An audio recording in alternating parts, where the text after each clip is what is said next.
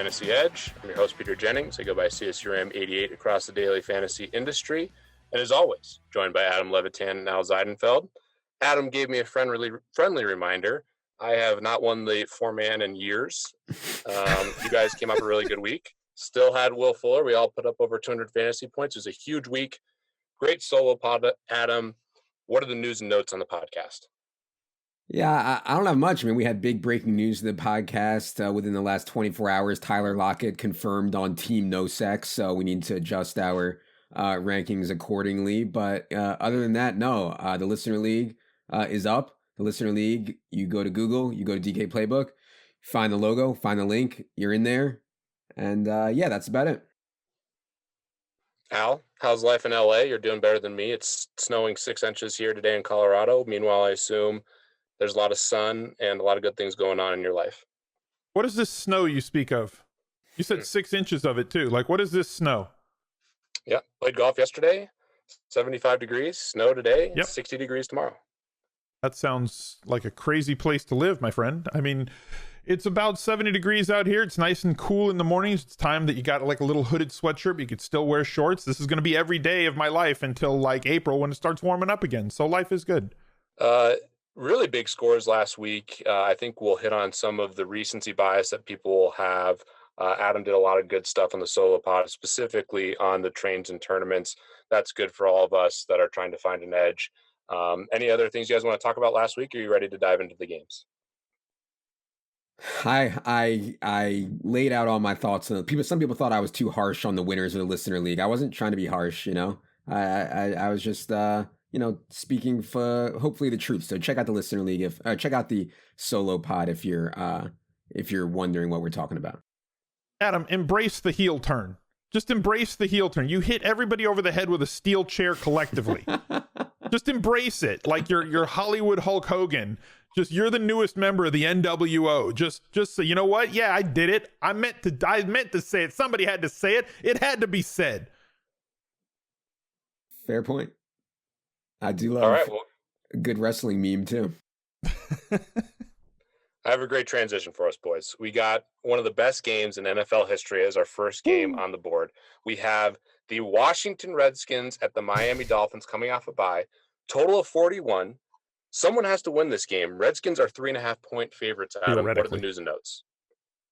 Yeah, I mean, the Redskins are such a joke. Not that I think, Jay Gruden's any kind of genius, but it certainly was not his fault completely. I mean, this team is so devoid of talent, and I'm not even sure. I mean, I guess you can make a case they have a little bit more talent than Miami, but not a lot, I don't think. And yeah, so they went ahead and fired Jay Gruden. They install Callahan as their new coach, and this donkey comes out and says that one of the most important statistics that we have is rush attempts. We're going to concentrate on when we get more rush attempts in their team, we're really likely to win. So, I mean, this guy is just a total donkey, obviously. But I do think, in this specific spot that they're just going to be like, well, we're going to try to give the ball to Adrian Peterson a bunch, and we're going to try to give the ball to Wendell Smallwood or whatever they want to do and try to win that way.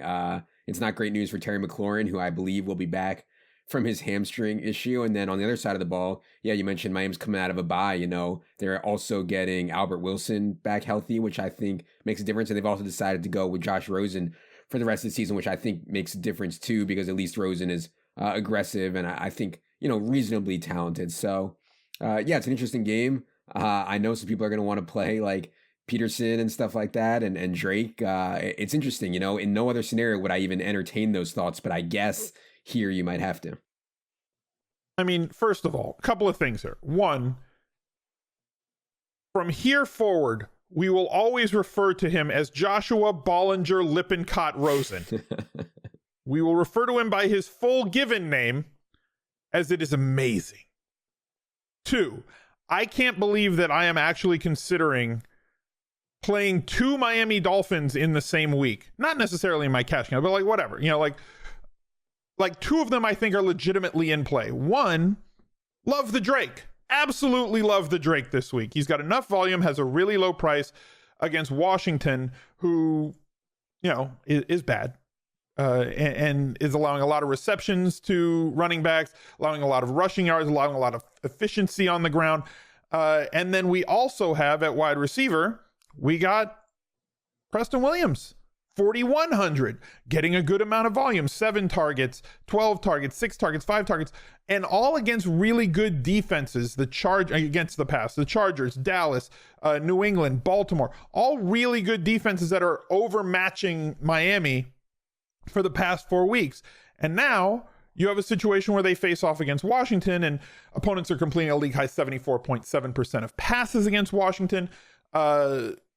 You've got Preston getting 14.1 air yards per target. He's got more air yards per target than guys like Will Fuller and Adam Thielen. And think about all the reasons and ways that people have been wanting to play those two. Now we actually get Preston in a good matchup here. And he leads the team in catches 8 and targets 19 when Joshua Bollinger, Lippincott Rosen has been the quarterback. So you have his favorite target against a really good matchup at 4,100. I think both are in play, and I can't believe I'm going to go vomit because I just talked about 2 Miami Dolphins on the same segment. Yeah, I agree. The Miami Dolphins are all interesting. I mean, Rosen's 4,500, which is obviously thin, but interesting for tournaments. You have Kenyon Drake, who's a pass-catching back, who I think is talented, just on a really bad team.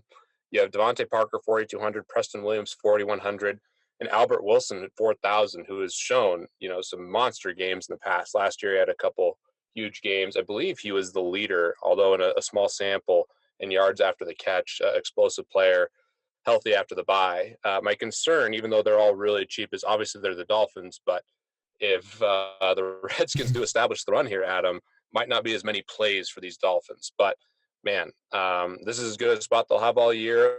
They're all dirt cheap, and I think specifically Preston Williams, who is a preseason monster, went to CSU.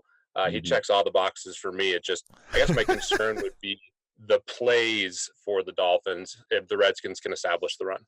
Yeah, and also we don't know exactly how the Dolphins are, what they've been cooking up during their bye. What if they went into their bye and they cooked up that they want to see Mark Walton a lot? Like, they're in full-blown evaluation mode, right? Like, I'm not always convinced that the best players are going to be out there the whole time. But, even if they're in evaluation mode, we should see Preston Williams a lot. I mean, he was probably their best player during the offseason and played reasonably well in the preseason too, dropped a couple touchdowns, which hurt. But yeah, I mean, it's, it's funny. It's just like literally the only spot we'd even be talking about this stuff. Yeah. But I mean, like, their value plays on a slate, in my opinion, I think that this slate is the toughest slate of the last 4. The last 3 have been pretty straightforward slates. We knew where the value was. We know where the plays were, and they hit. And this week is a lot more cloudy. It's only a 10-game slate as opposed to 12, 14. And there's just less to go around and less clarity on this slate. So I think that this is the toughest slate we've seen in the last 30 days. All right, let's move to the Eagles at Vikings. 44 total here. Vikings are favored by 3 at home, basically a pick 'em on a neutral field. Really interesting matchup here, specifically with Minnesota on offense versus the Eagles defense, Adam. Minnesota obviously also trying to establish a run and has established a run so far this season, but Philadelphia has been pretty much a pass funnel this year. So what are the news and notes, and how do you expect that matchup to play out? Yeah, Deshaun Jackson is going to miss this game again with his injury. So, we'll see Mac Hollins out there kind of just running and grazing out there on the field. Yeah, I mean, I've played Dalvin Cook every single week except for when he played the Bears. I want to keep playing Dalvin Cook. The concern, as you said, is like the Eagles are just, lights out against the run and are so bad against the pass. Now, that doesn't mean that the Vikings are going to go into this game with the game plan to let Kirk Cousins throw the ball 40 times. But if I was going to bet, I would bet on at least, them getting stuffed up early and resorting to more Kirk Cousins passes than usual. And Dalvin Cook can still get there. I mean, even against the Bears, he caught 6 passes. He fell into the end zone. Dalvin Cook can still certainly get there. I just don't think he's the same kind of play that he was before. But man, anytime you have the role and the talent that Dalvin Cook has, you have a really big ceiling. And yeah, on the Eagles side, I think a lot of people were let down by Carson Wentz and the offense last week, even though, the team rolled as a whole. A lot of people were let down. And I think you'll find really, really small ownership on a lot of the Eagles guys, including Wentz, including Alshon and Aguilar and Ertz and all these guys. So yeah, it would be a bit thin for me. Going up to Minnesota, I think is really tough, and they're going to try to play super slow, but there's certainly talent on the Eagles side of the ball. I just was looking through like news reports on the Eagles side of the ball. Deshaun Jackson is scheduled to begin outdoor rehab this week. Like, he has been quarantined. He hasn't been allowed outside in like 3 weeks. That was like the most odd blurb that I've ever read. Okay, aside from that, we've talked about Cook, and I agree with you. This is a tough spot for Cook because typically we don't want to play running backs against Philadelphia. We do want to play wide receivers. We saw the squeaky wheel narrative hit at least in one spot last week on this Minnesota team with Adam Thielen having 35 fantasy points on 8 targets. If we think that Adam Thielen's going to get between 7 and 10 targets against Philly, this is going to be the spot that everybody's going to want to try and still take advantage of, as his price did not rise in a week after a 35-point performance, which is odd because everybody else that had a blow-up week last week, right? Will Fuller went from 45 to 6,000. We talked about what a pricing inefficiency Michael Thomas was last week at 6,600. He's up to 7,800 on this slate. Adam Thielen, 6,700 last week, 35 fantasy points, 6,700 this week in essentially the same exact matchup, except now at home. So are we going back to Adam Thielen week on week after a big performance when we know that the ownership's going to be really high this week in a situation where maybe they don't give him the ball as much? I mean, this is what I mean by this is a very tough slate. I think Thielen's a great play if we're assuming rational coaching, right? But can we do that, Pete, with Minnesota's coaching staff? Yeah, it's tough. And the play that I would actually want to potentially go to would be Stephon Diggs as, the other squeaky wheel narrative, but still 5,900 for just absolutely piss poor performance throughout the season. I was, if Stephon Diggs was 4,500 or 5,000 or in that range, he'd be a really interesting play. And now it's just Thielen, who I agree with you. A lot of people are going to have recency bias, go back to him. And it is, the best matchup. And if you assume rational coaching where Minnesota throws more than they have this season, then he makes a ton of sense.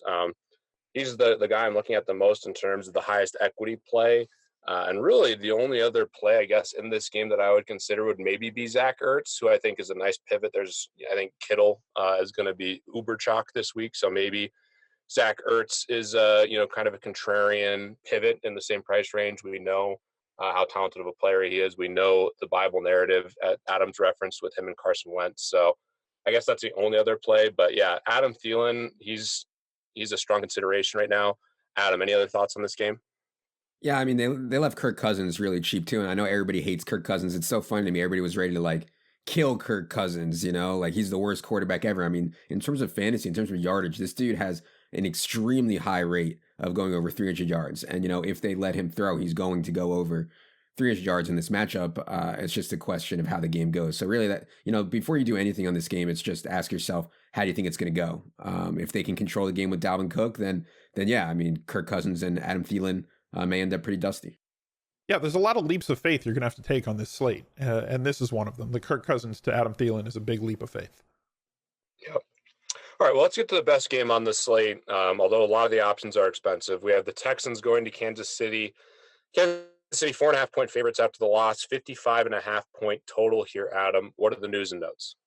Yeah, and not only is it such an awesome game, but also we have a lot of injury news. Sammy Watkins and Tyreek Hill, I would consider both legit questionable right now. Sammy with the hamstring, Tyreek Hill still rehabbing his shoulder. We know that if they both miss, then it'll be Byron Pringle again. And, people want to laugh about Byron Pringle because of his name. He went undrafted out of Kansas State, but a lot of sharp DraftKings people, I think, were on Byron Pringle, ran 4.46. Like, he's not a joke whatsoever. So he's only 3,500. Obviously, if Watkins, he's not a joke, but we can make jokes, can't we? We can do that. Not about him, but like, can we pop into a can this week and play him again? Like, why are you stopping me from making jokes? Like, you're literally just eliminate me from the podcast now. I'm sure there's a segment of Twitter that would be happy about that. Well, the thing is, people are like, I've never even heard of this guy. What is he, a potato chip? And like, that just exposes yourself as not trying hard. You know what I mean? No, I'm going more for the, like, you got to dig a little bit deeper for the jokes. For the dad jokes. No, I get it. Yeah, right? Thank you. Yeah. More injury news, Kenny Stills, questionable hamstring and ankle. We'll see on him. They went with a lot of 2 tight ends last week with Fells and Akins, but Kiki still, had 3 catches for 72 yards. And I just like Kiki's talent overall. And if this turns into a shootout, you could see Houston be forced into more 3 wide receiver sets rather than 2 tight end sets. So I'm not completely writing that off. So yeah, I mean, for the game that has, I would have expected the total to actually open higher than 55, but what do I know? But regardless, I mean, out of all the games on the season, it seems like this is one of the most likely games to turn into a shootout that we've seen all year. And, you know, as Peter mentioned, a lot of these guys are very expensive. I mean, Al mentioned Will Fuller got a big price jump. You know, DeAndre Hopkins continues to struggle, and he's still among the most expensive wide receivers on the slate. So even like Kelsey's expensive, and even like Damian Williams is expensive. Like everybody's expensive, but you know, obviously it's the game that we want to be on. I mean, Adam very clearly making it very clear for us that when the total opened at 54, he bet it. He's the one who bet it all the way up to 55.5, where it sits right now. So very clear. Thank you, Adam, for clarifying that for us. Adam, do you know which team in the league allows the most receptions to opposing tight ends? Oh boy, here we go. Flowchart season. It's the Kansas City Chiefs. God. I mean, they allowed teams to play at a much higher rate, much higher pace. They get a lot more pass attempts against the Chiefs than anybody else.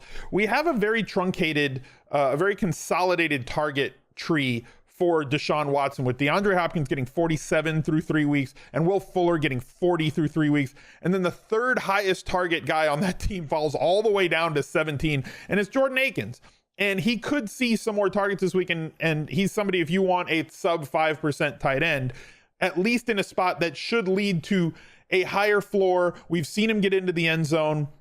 They don't have all that many red zone targets on that team, but he is second on the team with 4 through 5 weeks. He's kind of my off the chart play. Obviously, I love stacking quarterbacks when there is, I mean, stacking quarterbacks is not like a secret, right? Everybody knows it. In fact, DraftKings was like, hey, we'll buy you a latte if you have the highest scoring quarterback wide receiver combo. Did you get your $6 last week, Adam? I got mine. It was like $6.40. I got like a bagel and a coffee. It was awesome. I actually don't think that I played the Millie Maker last week. I was in a bunch of tournaments last week, but not the Millie Maker. How do you give up the latte, the EV of a latte? How are you doing that? If I knew for 100%. Never leave a latte on the table, Adam. Anyway, I like stacking quarterbacks, and we spoke about this in the past, when there is a very consolidated route for targets, right? So like, it's very easy to stack and or double stack Deshaun Watson in a game like this with Hopkins and or Fuller or both. The Chiefs are a little bit harder because Mahomes spreads it all over the place. Stacking him with Kelsey obviously makes sense. If Tyreek Hill is back, he practiced partially on Wednesday, non-contact. If he practices Thursday and Friday, and we get the reports that he's probably going to play. If both him and Watkins don't play, obviously, yes, we can pop into a can of Pringles and go that route for some extra value. And we may need it on a slate like this. But obviously, game stacking this game going to be very popular. Single and double stacking pass catchers from this game going to be very popular. The toughest spot in this game, in my opinion, is settling on a running back for the Chiefs. Pete, are you a Williams guy or are you a LaShawn McCoy guy? Definitely a Damian Williams guy for me. I think they tried to get him really involved. He's clearly their best pass catching back, which I think plays the best on DraftKings. A little disappointed to see his price tag where it is, but he certainly is an interesting play. I think a lot of people are going to be considering Deshaun Watson and Patrick Mahomes as their cash game quarterbacks. We'll be curious to see how their ownership comes in with this total so high. I'm most interested in Tyreek Hill if he plays, and also DeAndre Hopkins at the top end. 7,400. I know he's had, a subpar, fantasy performance so far this year, but he's had a ton of tough matchups. And if you look at last game, basically what the Falcons said is, we're not going to let you throw to DeAndre Hopkins. See if you can beat us with Will Fuller or Kute. And Will Fuller said, sure, let me go down the field and waltz down there and run by everybody and score touchdowns, which is great. So I think Hopkins is in a much better spot this week. I think defenses have to account for Will Fuller after what was put on tape last week. And like Adam, I'm a big Kute fan. I played a lot of him last week, which didn't really pan out relatively, I guess. But it was fine. Even though the snaps weren't there, like Adam referenced, I think, especially if the Texans get behind here in Kansas City, they're going to have to roll a lot more 3 receiver sets. So I like Hopkins. I think Kute is great. We'll see what the ownership ends up being on Fuller. He's obviously a nice play. And yeah, if Tyreek Hill plays, I think that helps everyone in the Kansas City offense, including Damian Williams. And I think once he's back on the field, that's really going to unlock Travis Kelce, who probably won't be that owned. He's the contrarian tournament play in this game, in my opinion, even though he always has some ownership or a decent amount of ownership. With George Kittle priced where he is and the savings that you need on this slate, I just anticipate Kelce being lower owned than he normally is. Adam, what do you think about that take? Yeah, and I think people are going to play Austin Hooper too. I mean, Austin Hooper's been so productive, and Al has made the and flow they chart. Should. And Al's made the flowchart world famous. So yeah, I mean, I agree with you. I always project Kittle somewhere, never below 10% and usually rarely over 15 or 16%. And yeah, I think he would go towards the low end there this week, most likely. All right, Al, any final thoughts here? I mean, this is definitely the highest total on the board, but it is, like you mentioned, there's not as much value on the slate, so harder to get guys in. Any final takes?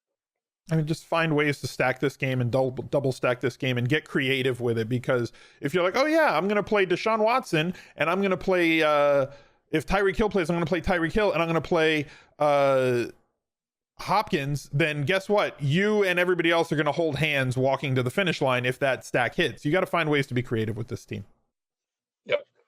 All right, let's move to the Saints at Jaguars, Adam. An interesting game here. The Saints right now are actually our dog in this game. Jaguars are favored by 1. Gardner Minshew deserves a ton of credit. I think the Jaguars found something in him. And also, Shark is a top 5 receiver on DraftKings so far this season as well. So interesting matchup, 43.5 total. Jaguars currently favored by a point. What are the news and notes? Yeah, still no Drew Brees, obviously. The interesting news, Jalen Ramsey seems like he's going to return. I mean, Shad Khan suggested or said that Jalen Ramsey will play this weekend, and, that'll be interesting for Michael Thomas. I would assume that Jalen Ramsey would spend a lot of his day on Michael Thomas, maybe not all of it when he goes into the slot, but as Al mentioned, Mike Thomas went from 6,600 to 7,800, so, now he's in the range of more expensive than DeAndre Hopkins, and right there with Julio Jones. Yeah, I mean, I haven't played Chark at all. I haven't played Minshew at all. I've, of course, played Uncle Len. New Orleans has been excellent. I mean, this defensive line has been excellent against the run. But, I mean, we don't have Christian McCaffrey on the slate, and the player with the most comparable usage to Christian McCaffrey is certainly Uncle Lenny. So I assume that Uncle Lenny is going to be popular, and with good reason, just because I mean, he's going to touch the ball 20 times in this game, and he's only, 6,700 or something like that. So, yeah, I think he's going to be popular, and with good reason. We've seen low floors on Uncle Lenny before, though, so we'll see if the ownership starts to get out of control. I would consider a fade in tournaments, but I'm just so biased on Uncle Len. Every time I play him, he screws me, and every time I don't play him, he just puts it right down my throat. So I probably shouldn't be the one to talk about Uncle Len. I prefer another running back in a similar price point to Fournette, basically for all the reasons you mentioned. It's a tougher matchup for him than it is for somebody like Le'Veon Bell at 6,400. Similar usage, 20 plus touches, 25 touches, a lot more usage in the passing game than even Leonard Fournette, who has very ample usage in the passing game. The toughest decision for me in this game, first of all, if I'm playing a running back from this game, it's going to be Alvin Kamara. We just saw Christian McCaffrey pair up this Jacksonville defense. And I'm not saying that Alvin Kamara is going to get Christian McCaffrey usage, and I'm not saying that they're the exact same running back, but they have a similar profile. They're both very used in the passing game. Kamara had 7 targets last week, caught 6 on 10 targets in week 3 against Seattle. And Tampa Bay, one of the tougher teams against the run, still had 16 carries against them. So his volume has been very, very consistent for the last 3 weeks, and hopefully Teddy Two Gloves can get him the ball in the passing game to take advantage of the inefficiencies on Jacksonville's defense. At the wide receiver position, DJ Chark versus Dede Westbrook, I think, is the toughest decision on the week, because Minshew seems to lock on to DJ Chark. And it's not like DJ Chark had an easy matchup last week. The cornerback who was on him in Carolina is extremely tough and talented, and he shredded him for 8 catches on 11 targets and 2 touchdowns with 164 yards. But how much of his production is tied right now to touchdowns? And when you consider that the volume has been very similar for Dede Westbrook and how vulnerable, right? Dede Westbrook with 42 targets on the season, DJ Chark with 41 targets on the season. Very similar usage for the two of them. Obviously, way more touchdowns for Chark. And the matchup, the way that you attack this New Orleans team is with your slot receiver. We saw Evans get completely goose-egged last week, and Godwin went bonkers.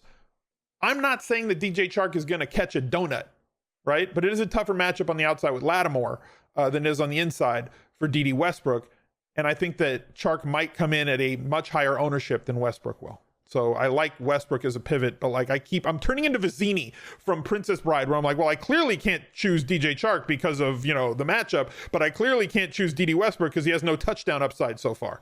And I just don't know which one to pick.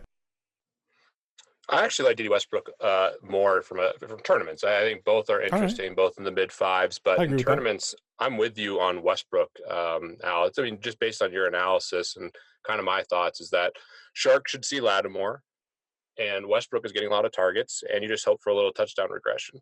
Now, I really want to play more Chark going forward. I have not played him at all, which, it feels like a mistake given how productive he's been and how cheap he's been. But I like Westbrook in the slot. I think that's how they want to attack, and I think you're going to get a lot lower ownership on Westbrook than Chark, who's starting to get a lot of buzz. A lot of people are talking about him now with how productive he's been. And the other play, my favorite play in this game by far is Alvin Kamara. He's been more up and down this season, but the volume's there, and I think the Saints want to get him involved. And if Jalen Ramsey plays, it's going to be tougher to throw a lot of short passes to Michael Thomas. They'll have to get other people involved, which, Kamara's always going to get volume, but that should help him specifically in the passing game, which sets up really well in DraftKings. Adam, any final thoughts on this game? No. I don't think, I don't know. I doubt I'll end up playing Chark or DD, but we'll see. I mean, like Al said, you're going to need to make some uncomfortable plays on this slate unless some of these injuries come to light that we're going to talk about at the 4:00 games. Mm-hmm.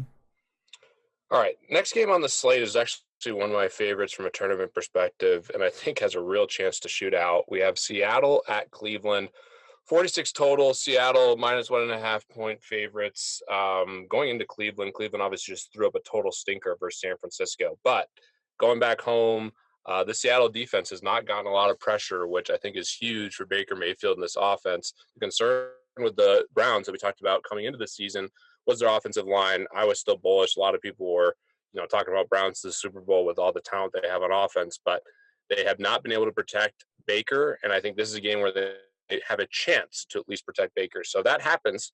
It could turn into a shootout, and we know how good. I mean, Russell Wilson is playing the quarterback position as well as anyone in the league right now. What are the news and notes here, Adam? And how are you attacking this game? Yeah, I don't have any injury notes. I think one point to make is, Seattle's defense is lacking big time across the board. They haven't faced many good offenses yet. When they did last week, the Rams, you saw the Rams were able to get into them a little bit. So yeah, I agree with you. It has a chance to shoot out. It's definitely a leap of faith for the Cleveland offense. They've looked so bad. And, Freddie Kitchens is declining to turn the reins over to Todd Monken. It just does not look right out there, but Odell Beckham is still top 11 in air yards, and his price, unlike DeAndre Hopkins, Odell Beckham's price has gone down to 6,800. Jarvis Landry is still in the mix, and I think Baker and these guys are capable of much more, and you can make a good case that this is the spot. And then the argument, with Seattle is always the same. Will they be forced to unleash Russ or not? Because that just changes everything for the entire game. If they are forced to unleash Russ, then Team No Sex, Tyler Lockett, and Russ are going to be some of the best plays on the slate. Now, here's the question. We're all talking about the passing game in this game for both teams, right? Like if Russ Wilson throws it 40 plus times, he's a smash play, but we never know when he's going to throw it 40 plus times. Can Baker Mayfield roll to his right and actually complete passes? Because that's basically all he does on every play is roll to his right as soon as he gets in trouble. We're not talking about Chris Carson. We're not talking about Nick Chubb. And Chris Carson's only $6K. And coming off of a 29 and a 26 touch performance back-to-back against the Rams and at Arizona. Obviously, we like to focus on favored running backs at home.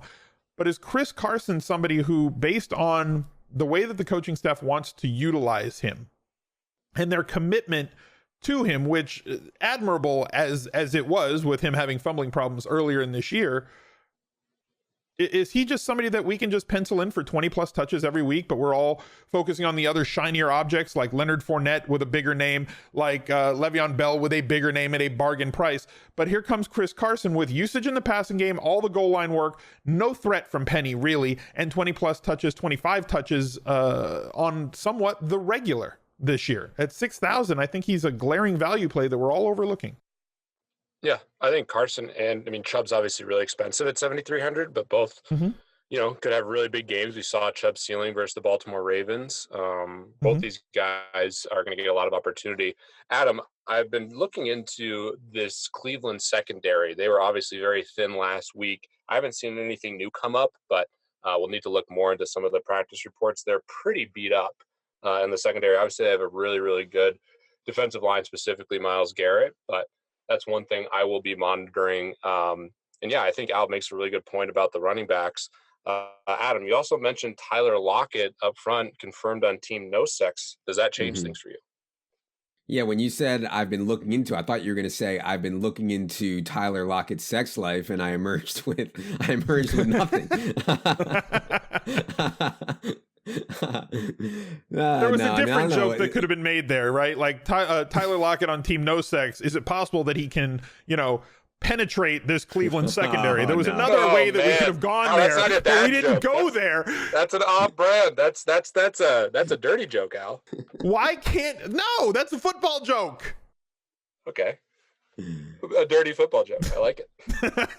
I'm just saying, you guys are leaving so much on the table this week, and it's frustrating me. You can't go from pop a can of Byron Pringle to penetrate in a Tyler Lockett reference.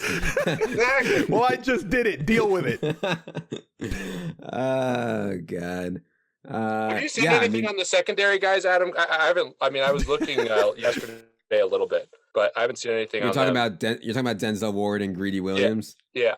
I haven't, I haven't yet, but I think we call them questionable for now. But Tyler Lockett's seen 12 and 14 targets in 2 of the games. In the other 3 games, he's seen like nothing. So, there's definitely a huge range of outcomes for Tyler Lockett. All right, we will. DK Metcalf 8 red zone targets this year, 0 completions. A lot of end zone targets too that he's catching from outside.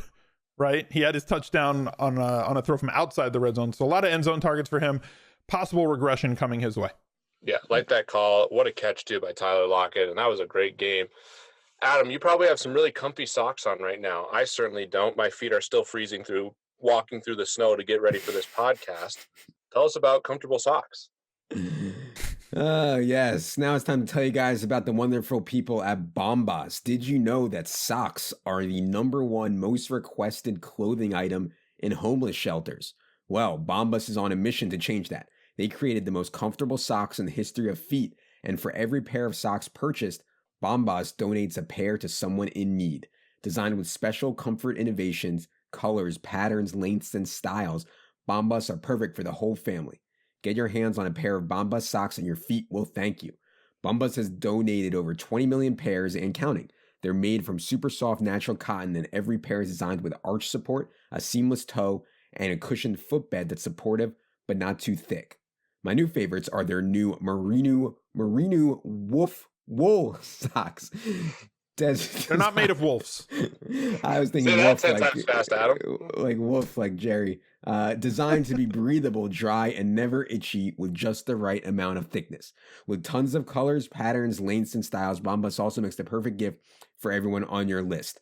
I wear them every day. In fact, I'm actually, no joke, I'm wearing them right now, and I'm doing this podcast, and then I'm going to play basketball, and I'm wearing my Bombas socks for both. So, save 20% on your first purchase when you shop at bombas.com/edge. That's bombas.com/edge to save 20%. bombas.com/edge. Couple of things. One, the socks are not made of wolf fur. 2, so like that, we want to be clear.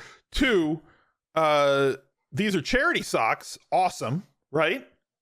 Like every pair that you buy, they donate one to charity. So we've had charity water so far this year in the fantasy community. We've seen No Kid Hungry charity drives in the fantasy community. Now you got charity socks promoting this podcast. That's amazing. And also, third, awesome humble brag about selling 20 million pairs of socks already. Good job, Bombas. Hashtag how rich. Yeah, right? And we had Al donate $250 to the Morris Animal Refuge on Monday after taking the L in our cage match. So more hashtag humble brags. Yeah. It wasn't a bad beat at all. No, I'm not mad in the least. Speaking of humble brags, I have a confession to make, boys. So I was about 10 minutes late for this podcast, as per usual. The snow was my main excuse, but the reality was I knew the snow was a problem. However, I was in a very intense 2-on-2 basketball game. We were playing to 15, and we won 20-19 because we had to call. I had to say we can't win by 2. And shout out to me, I hit a 3-pointer to win the game. So shout out to me. If I had the Bombas socks, I would never miss. Adam, if you want to train for a shooting competition, I would love to do that as well. Yeah, some shooting props with Peter makes a lot of sense. Yeah, let's do it. I just wanted to get in there. I can't win on DraftKings, so got to shout out my $0 win against a guy who's 5'5" in basketball. If I get Bombas socks, though, watch out. All right, good to hear you're playing basketball again, though. Yeah, I'm playing a lot of basketball. I thought you were retired. That is truly why I was late, though, boys. It was. I thought you were retired from basketball after the after the Achilles. No, I've played a lot of basketball. I'm not joking. I honestly thought you said you weren't playing anymore, so I was like, hey, it's good that you're playing again. Yeah, I've gotten crossed over by Adam. I've done a bunch of different stuff. We've played quite a bit of basketball. Adam's got a sick crossover? He's got moves. Yeah. Oh, we dominated. There's video of the Gambling Olympics of just me dominating Peter in the 2-on-2 at the Gambling Olympics. Or actually, it wasn't the Gambling Olympics. It was at the man's what was it called? The broathlon. Yeah. Who won that broathlon though, Adam? In the basketball. Yeah, too many shooting props. Okay. All right. Moving on to whatever everyone wants to hear about. The Bengals at Ravens is the next game on our docket here. Baltimore 11.5-point favorites versus Bengals team that is just really struggling, getting more and more beat up. AJ Green talking about how he's ready for anything, including a trade before October 29th. So this is a clear smash spot for the Ravens, Adam. The line reflects that. What are the news and notes? Yeah, I mean, they just had so many injuries. The Bengals have 3 of their top 5 offensive linemen, AJ Green, John Ross, now Alex Erickson, who started for them last week, is going to be out as well. It's just brutal. So yeah, from an offensive standpoint for the Ravens, it's really good spot for Lamar, certainly. Really good spot for Mark Ingram, I think. And I'm excited to play Mark Ingram. He has 9 targets in 5 games or something like that. But yeah, I think it's a really good spot for both of those guys. And then on the injury report, Mark Andrews, we know about the foot. Now he's on the injury report with his shoulder also. I still think he's going to play, but it's just something to monitor with Mark Andrews. And Marquise Brown left last week's game, missed 20 plays or something with an ankle issue, did come back in. It seems like he's going to be fine, but just something to note there on Hollywood. Yeah. And the Bengals allowing 128.4 running back yards per game on the ground only, in addition to 7.5 catches on 9 targets. I know that Mark Ingram does not see a lot of volume in the passing game, but and they don't always throw the running, but they have a very consolidated target tree. It basically is Andrews and it's Brown, and then they sprinkle in kind of anybody else. Lamar Jackson, again, this is a spot where you can stack him very easily with those 2 receivers if you believe that Andrews is healthy, and we'll monitor the practice reports and injury reports as the week goes on. Other than Tyler Boyd, though, is there anybody that you are interested at all in playing on Cincinnati? Maybe Joe Mixon if Williams is out. What is Williams' injury status, Adam, on the D-line for Baltimore? Is he back? Oh, I don't even know. Okay. Didn't mean to put you on the spot there. I apologize. No, I'm only on the skill players. It's an if-then statement. If he's out, then you can play running backs against Baltimore. If he's in, then you cannot. Right? Yeah. We can keep it that simple? Yeah, I think that's a big factor. But shout out to Ian Hartitz, who had a really interesting stat, and stuff that I look at as well as yards per play allowed, yards per play that you're gaining. And right now, in terms of yards per play allowed, no shock, Dolphins giving up 7 yards per play at the highest. Ravens are the second highest at 6.7 yards per play. And granted, Cleveland really just kind of trounced them, and there's a lot of big plays. Bengals are tied for third at 6.5, and this is a high total. So I think this, I wouldn't call it a sneaky shootout, but if anyone on the Bengals can do anything, then this game does have a lot of upside. I mean, Lamar Jackson can win tournaments every single week.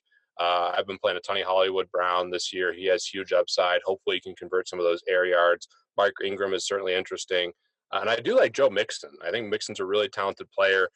Played him a lot last week.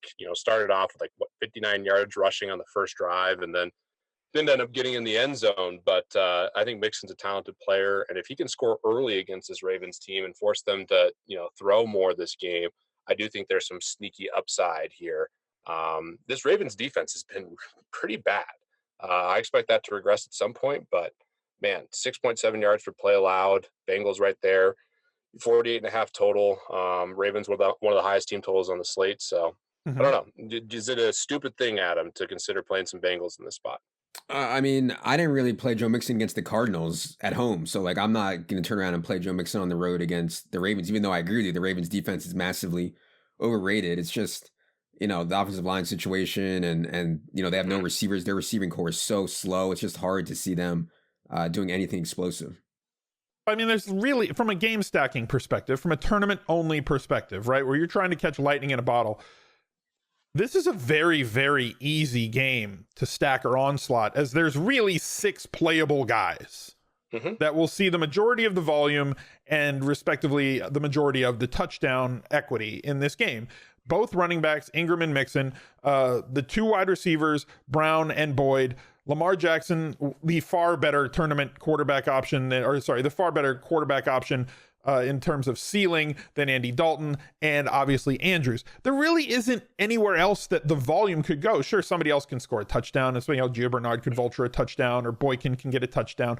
But realistically speaking, those 6 guys are where the volume's going. So stacking this game is actually pretty easy for a game with a high total that if it's at 48 and it goes over to 60, right, which isn't out of the realm of possibility or out of the range of outcomes, you're going to capture most of the touchdown equity and all the usage. Yep.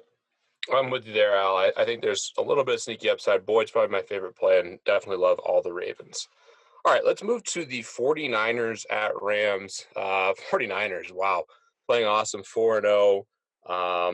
As Booger so eloquently stated on Monday Night Football, man, he is a great announcer, one of my favorites.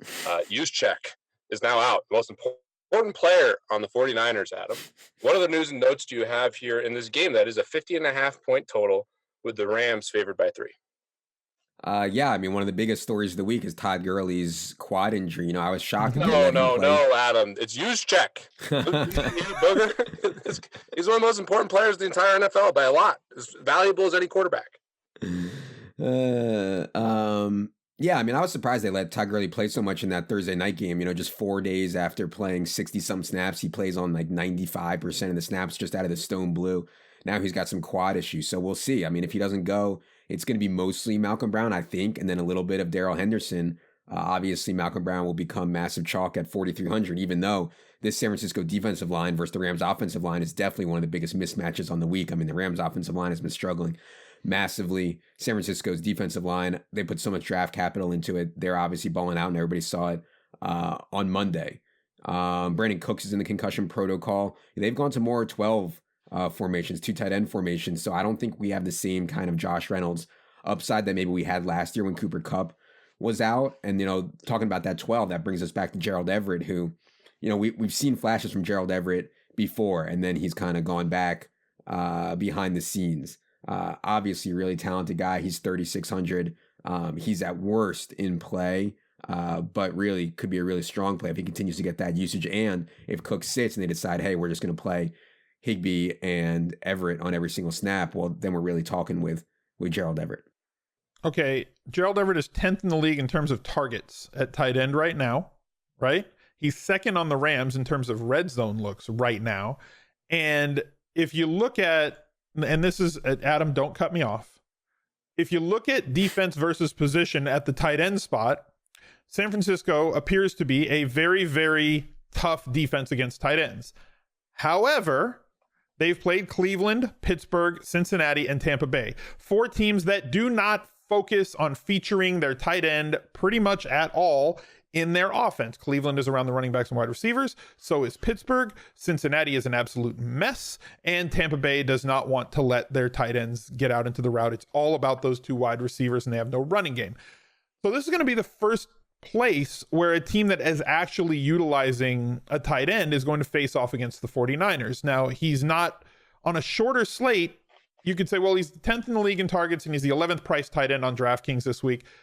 But he should be priced higher than that because it's not the full league that's playing. We're missing 6 full games off of this slate because of bye weeks and island games. So in my opinion, you have a pricing problem with Everett this week, where he should probably be 4,300 to 4,500 and he's 3,600. So if you want to get off of the 2 chalk plays, one of them is in this game with George Kittle, and come down to a cheaper price point with Everett, I'm fine with that. Also, Adam, you left another joke on the table. You could have said, I don't want to pick on Booger, and you passed. Disappointed once again. I love to pick on Booger. Ooh, baby. I mean, I feel like shout out to Mans. I mean, he's been on the use check train forever. I feel like it's like he's controlling Booger out there just for all of our entertainment. Cooper Kupp we didn't talk about. 25.6 DraftKings points per game. I mean, 7,100 is a steep price tag, but man, he's been really good. Robert Woods, we saw a huge game 2 weeks ago. I think he's interesting, but my favorite play for sure, and to actually get into some real analysis on the use check injury, I think that will impact the running game for San Francisco, and they've been the best running team in the NFL so far this year. I'm hopeful that will mean some more passing attempts for Garoppolo, which should lead to some bigger games for Kittle, who's just one of my favorite players in the NFL, awesome blocker, and once he's out, in the open field, as you saw on Monday night, he can make a ton of guys miss and really should have a lot of touchdown equity. He's going to be uber chalk at 5,200, but he's probably my favorite overall play, points per dollar at the position at tight end by quite a bit. So I like Kittle quite a bit. And then, we'll see what happens with Todd Gurley. Adam, any final thoughts here? Yeah, I mean, I wouldn't gloss over Cooper Kupp. I mean, he's an awesome play for sure. Okay. All right, we got another awesome game from a fantasy perspective next. A lot of value in the afternoon slate, and we finally have 4 games instead of the pathetic 2 we had last week, which is nice. Yes. Atlanta going into Arizona, 51.5 total. Atlanta favored by 2.5 points, and everyone is monitoring this David Johnson injury situation, Adam.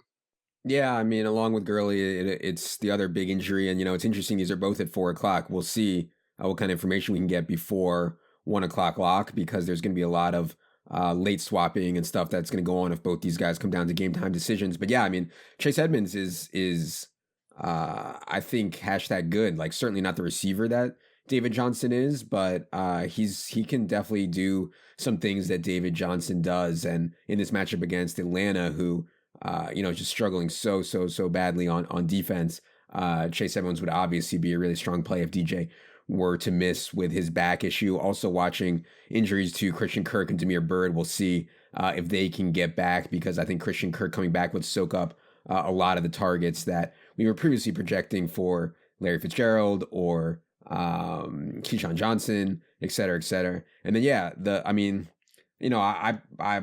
Julio is just like, I can't believe Julio didn't have a good game last week. I mean, I was just completely shocked. I was the only one who played him, by the way. Yeah, I was really close to playing him.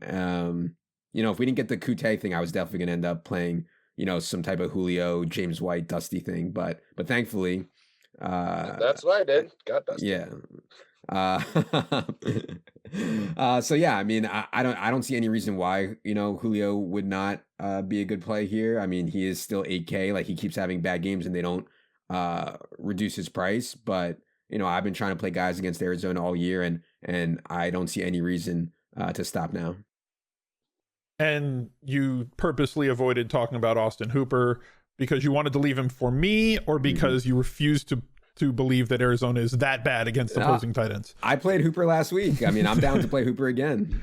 Leading the league in routes run at the position. Yeah. He's been an absolute revelation this year. The reason I would not play Hooper last year on a consistent basis is because he could get you 4 or 5 targets in a game. Well, this year, that's just not the way it goes. 9 targets week 1, a floor of 6 targets so far. That was in week 2 against Philly, who we know has a good front 7. Indy 7, Tennessee gave up 11 targets to him, 9 targets against Houston, running like last week. I think he ran like 85% routes on dropbacks from Matt Ryan, and Matt Ryan dropping back an absolute ton. Arizona, as we said, really horrible against tight end. Now there's going to be some talk because they cut Swearinger. And maybe, again, I'm not trying to put Adam on the spot, but he knows way more about this sort of thing than me. I'm not making a joke, Adam. I know you're laughing. I'm really not making a joke. I'm not trying to put you on the spot here. But it's my opinion that if Swearinger was playing ahead of somebody and he was god awful at defending, opposing tight ends, part of it has to be scheme, right? And part of it is talent. But if they cut Swearinger, is the gentleman that stepped into place for Swearinger a better pass coverage or guy than Swearinger was? And maybe that's going to take things back a little bit, and Arizona won't be as bad against tight ends. That's something I don't know. I'll leave that to guys like you and Silva, who are way smarter about depth charts, and you guys know how good a PFF rating a guy had in college as a fourth string linebacker at Minnesota State. Well, this is your flow chart, dude. You can't just say it's the flow chart and then hand it off. If you want to go with the flow chart, I'm playing Austin Hooper. In fact, I think that most projection systems are way lower on Hooper this week based on the fact that they used trailing, like last year's usage and everything else in building their projections. I think he's a different player this year in terms of his routes run and how many opportunities he's getting. And that's not baked into projections. I think he's being underprojected by 3-4 points, which is, I think he's right there with Kittle, or at least should be in terms of raw projection this week. But every single projection system I've looked at has him 3-4 points behind Kittle. I think that's just flat out wrong. Yeah, I don't know about the Swearinger thing, but I do think that Matt Ryan's trust level in Austin Hooper is just, off the charts right now. I mean, he's dropping back and looking for Austin Hooper. I believe Austin Hooper was the target on the 2-point conversion that they converted last week also. So yeah, I mean, I have no problem with Hooper whatsoever. I mean, and the other thing that look, highest scoring tight end in terms of average points per game on this slate, ahead of Mark Andrews, ahead of Travis Kelce, ahead of Will Disley. And for all the reasons that I was not on Eifert last week, right? He's not utilized. He doesn't run routes. You can't, like you just said, Matt Ryan looks for Hooper a ton when he drops back. Well, you can't look for a guy if he's pass blocking, and they're not using Hooper to pass block at all. So there's a definite change in his usage. I want a guy against a team that can't guard tight ends who's actually out in the route and getting targeted. This looks like a really high floor week and a really high possible ceiling week for Austin Hooper. I think he's right there with Kittle as a coin flip, and most projection systems don't have him that way. Yeah, a lot of talk about Austin Hooper. I get it. I like him. A lot of season-long shares. Hopefully, he continues to do well. I'm not going to win on DraftKings, so that's what's going to happen. I need him to do well there. And we didn't talk about Kyler Murray at all, guys. Matt Ryan as well. He's good. They're both good. Both pretty interesting options. I mean, quarterback is obviously the most narrow pricing range we have. You have Mahomes at the top at 7,500. You have Lamar at 69, Deshaun Watson at 67. All awesome plays. And unfortunately, these guys aren't significantly cheaper at 65 and 6,400, but I do think specifically for tournaments, they're really, really interesting. I do think people want to game stack this, so that's one downside. But, man, Kyler has shown a lot of rushing ability over the last couple of games. This Atlanta defense has just been terrible. We saw what Deshaun Watson did last week. I think both are interesting. Do you have a preference out of those two, Adam? I think Kyler for the rushing upside. I'd like to have Christian Kirk in there if I was gonna be all in on Kyler or something like that, but I think it just gives them more explosiveness. When you play 4 wide receivers and like 3 of them suck and one of them is 36 years old, like it's hard to really capitalize, but the rushing upside for Kyler I think gives him the edge on Matt Ryan, but Matt Ryan's like almost a lock for the 300-yard bonus. I mean, God, he has it 5 times this year, and he got it, I think, in like 10 of 16 games last year or something like that. I mean, it's really likely Matt Ryan gets the 300-yard bonus. They just pissed me off, Arizona. Like, the way that you attack this Atlanta team is to challenge downfield, right? You push the ball downfield, and they can't defend you at all. And are they going to actually throw the ball further than 10 yards? Right? Like, are they going to come in with a game plan? It's like, this is where the weakness is for this team. We kind of have to do things a little bit differently and challenge downfield instead of just throwing the ball behind the line of scrimmage to Larry Fitzgerald on every play. Yeah. I don't know. Thoughts? Yeah.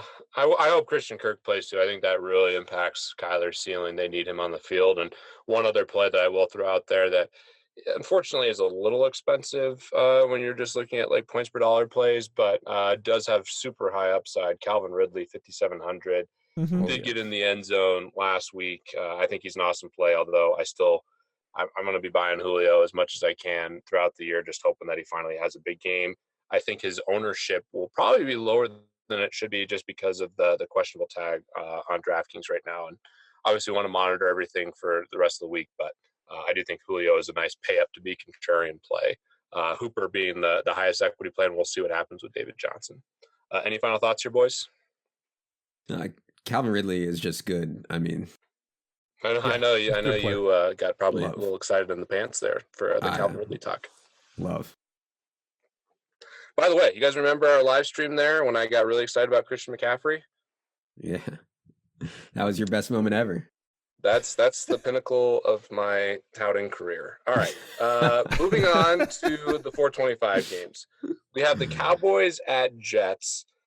43 total. Cowboys favored by 7.5 here. Big news, though, with the Jets getting Darnold back, which should really help this offense. What are the news and notes, Adam? Yeah, I think the key is that not only is Darnold back, but DraftKings priced all the players as if Luke Falk was starting, so you just can't, you can't overestimate how big of a difference it'll be going from Falk to Darnold. Offensive line, it still has major problems, but still, Jamison Crowder, 4K, Robbie Anderson, 4K, Le'Veon Bell, 6,800, are all prices if Luke Falk was in there. It kind of sucks a little bit that Chris Herndon hurt his hamstring and he was off suspension, but he's not going to be able to play.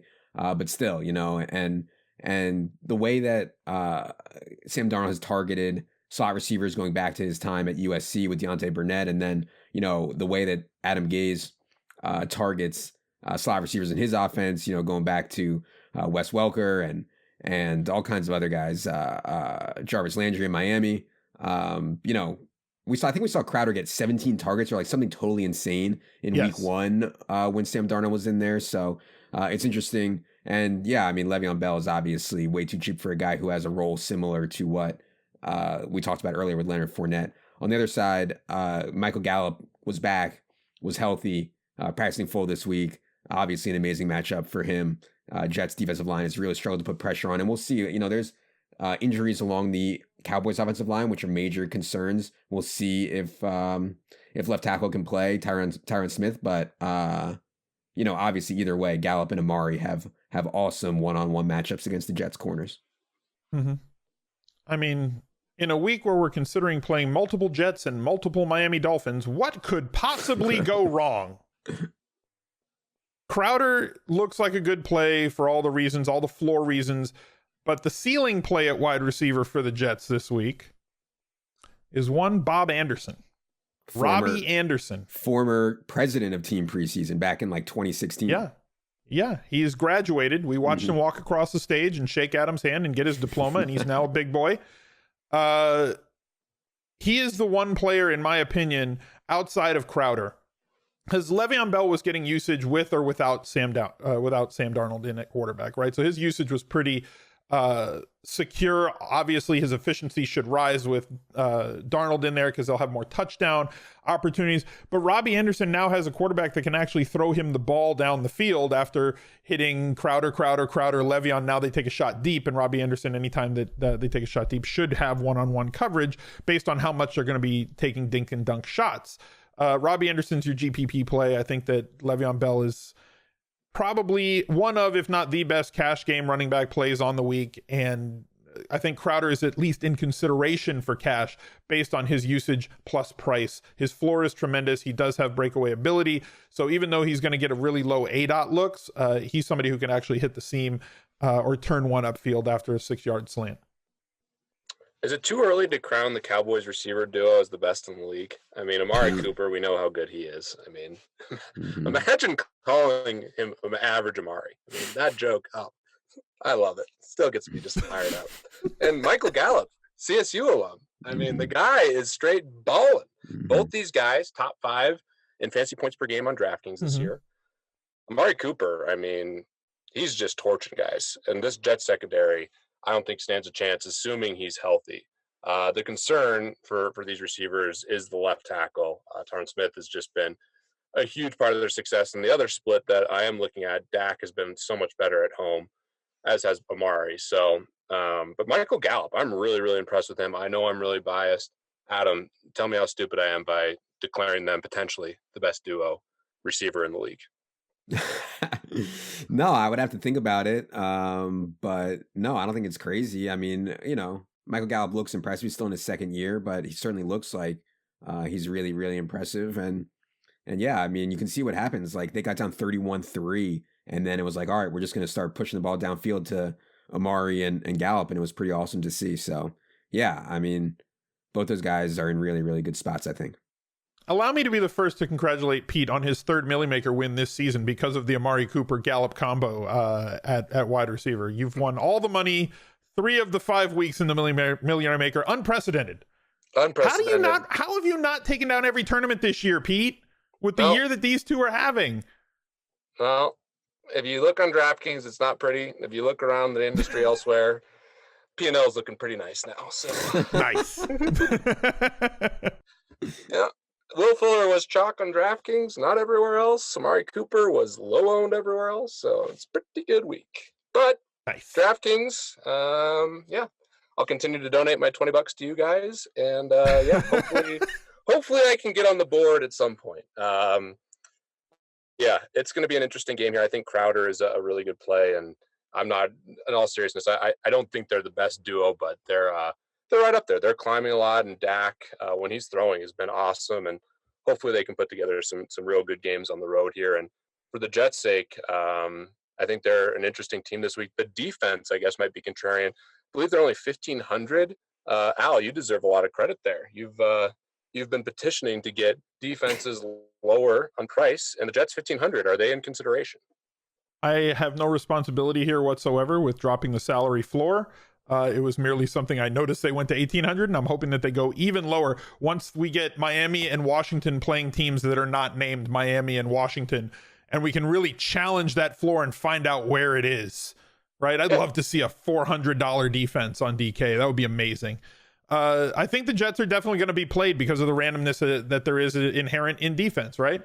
Is everybody healthy? Yeah, at home. Is everybody healthy with their front seven right now? Because I know they spent a few games without players healthy, right? They lost their best linebacker and their best defensive lineman. So what is their health like in that front seven right now, Adam? Yeah, last I saw it wasn't good. I mean, they were super banged up coming into this week, so I'll have to check it out. But yeah, it was not good. I mean, their defensive line has really been struggling. That doesn't mean that, they're not bad play. I mean, 1,500 we're getting to the point at 1,500 where, like Al said, it's starting to get really interesting. Yeah, I mean, imagine like Miami playing I'm not even looking at the schedule, so I don't know who's coming up for Miami or who's coming up for Washington, but like imagine if they play one of the really good offensive teams, and they will, right? Miami's got another game against the Patriots. How low does Miami go? Do they go to like $100 to play the Miami defense against the Patriots? They should be I'm zero. Really excited. Yeah, you started something great here, Al, and you guys, I mean, Al, you've already won the Millionaire Maker on DraftKings. You guys have had some great scores. Adam has been just white hot, picking everything right. I mean, Adam, this is your week to win the Millionaire Maker. You didn't play it last week. You got to enter it first. Yeah, I mean, that's you pick everyone right. How do you not enter the Millionaire Maker? I mean, you'd be rich. Believe me, I'm playing a lot of tournaments that are way bigger than the Millie Maker, and I'm punting it all off. So playing the Millie Maker is not going to solve anything. Look at Jerry giving you the side eye right behind you. Too. God damn it, enter the middle. Do you realize how many duck treats you could get me? Yeah. I have stopped entering the Millionaire Maker. I think I did 3 lineups last week. So it's going to be hard. It's going to be tough, but maybe Amari, Gallup, Crowder running it back, or Robbie or Bob, as Al said. I like Bob. Bob running it back makes a lot of sense. The last game, I mean, we saved the best for last. I mean, this is just fantasy goodness written all over it. We got the Broncos and the Titans. Titans visiting Denver here. 40.5 total, has come up half a point. Broncos are favored by 2. Adam, are there any plays in this game? And what are the news and notes? I don't really have news and notes on this game much at all. I mean, we have a lot of guys sharing time. Like, they're not even giving A.J. Brown full snaps. They're not giving Philip Lindsay full snaps. I think Cortland Sutton's taking a nice big leap forward, baby. But it's just hard to get excited about him in this really slow plotting matchup. I mean, I would probably say 2 of the most boring teams in the entire league. I actually played a little bit of Noah Fant last week, and he buried me. So yeah, it's not pretty. I don't know. I don't see much here, Al. Do you? Cortland Sutton has a major size advantage over these Tennessee corners, two of the shortest corners in the league. Cortland Sutton, not one of the shortest wide receivers in the league. So at least you have that massive advantage with the volume increase that he's seen this year and kind of going to be unshackled from a tough cornerback matchup this week. And Phillip Lindsay, even though he's not getting full snaps, who cares? He's still seeing, 15 plus touches a game, 19 last week with 4 coming in the pass game, 25 in week 3, 17 in week 2 against Chicago in tougher matchups. The guy runs hard. He's got big playability, and this price doesn't seem to adjust all that much higher. He was 5,200 against Jacksonville. He's 5,300 in week 6 and was 4,900 last week at Los Angeles. So like, he's going to pop in pretty much every projection system as a good value, as long as he continues to get the usage that he's getting on a team like this with the floor that he has in PPR. And he does come along with some touchdown upside, even though he's not the primary goal line back. So like, Lindsay and Sutton are probably my 2 favorite plays in this game. From Denver, Delaney Walker has a red Q by his name because he's Delaney Walker and he's always got a red Q by his name. If you're looking to go with a cheaper tight end and you're not going to play, I think tight end is very, very narrow this week. But like, Delaney Walker is that guy that's just right there on the cusp of being a guy that I would use. So like, I guess he's the last play that I would think about in this game. Yeah, I think Derrick Henry's better on places where it's not point per reception, but he's interesting. And if you want a lesson in touting, let me give you guys some lessons here. And to your point now, here's how I have not won the money. You talk about Cortland Sutton, how great he is every single week. You talk about the rocket ship emojis. You take victory laps on Twitter when he scores long touchdowns, and you've had 0 shares the entire season. I think I played Cortland Sutton once. Suboptimal. Actually, that's not true. I've played Cortland Sutton in some pivots and some late swaps and some late slates. But on the main slate, I have played 0 Cortland Sutton. So I'm doing some soul searching. I'm going to try to, get some Cortland Sutton shares potentially here. He's good. 400 yards already, 4 touchdowns, averaging 15.4 yards per catch. Adam, is that hashtag good? Yeah, no, I mean, there's no doubt. He looks good. If only, Joe Flacco wasn't his quarterback. Oh, by the way, I meant to rant and tilt a little bit. I mean, the Broncos and John Elway, we've been looking for a quarterback for how long? We started off 0-4. Our season's completely done. Chubb tears his ACL. And what do? We go beat the Chargers to just lower our draft stock. Like, that's the classic Bronco botch. There's so many good quarterbacks in this draft, too. All right. Al, save me from myself. Get us out of here. Guys, thank you for joining. I appreciate you listening one more time this week. We'll be back next week. Adam with the solo podcast, the Swallow Cast, and then we'll be back with the 4-man next Thursday. Jump into that listener league. Go to the Google machine, type DK Playbook Edge. You'll find it. Trust me.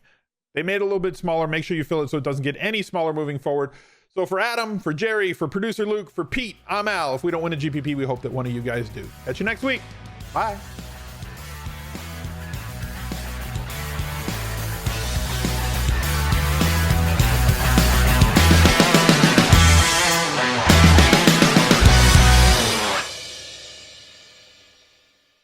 We are promoters at DraftKings and also avid fans. Our usernames are Adam Levitan, Al Smizzle, and CSU Ram 88. We may sometimes play on our personal accounts in the games that we offer advice on. Although we have expressed our personal view on the games and strategies in this podcast, they do not necessarily reflect the views of DraftKings, and we also may deploy different players and strategies than what we recommended in this podcast.